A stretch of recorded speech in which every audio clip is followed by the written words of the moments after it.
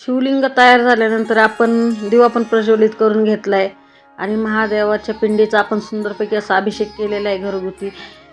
आणि श्री गणेशांचा केला आहे, सप्तऋषींची पूजा केलेली, माता पार्वतींची पण पूजा केली. हळदी कुंकू वाहतोय आपण, चंदन अबीर बुक्का काय असेल ते, परत भस्म वाहून झाल्यानंतर आपलं कमलगट्टा वाहिला आहे. कमलगट्टानंतर सप्तधान्य वाहून झालं आहे आपलं.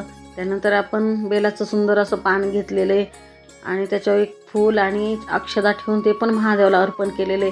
गणेशाला पण आपण दुर्वा आणि एक फूल अर्पण केलं.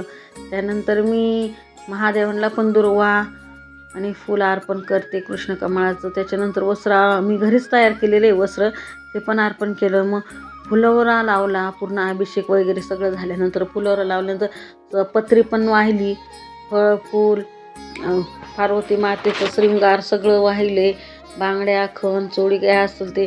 आणि नंतर मी हरतालिका मातेची कथेला सुरुवात केली. कथा वाचली. कथा वाचून झाल्यानंतर सुंदरपैकी अशी महादेवांची आरती केली. आरती झाल्यानंतर नैवेद्य पण व्हायला मी सुंदर. आणि माझा व्हिडिओ कसा वाटला, मी कशी पूजा केली हे मला नक्कीच कमेंटमध्ये कळवा.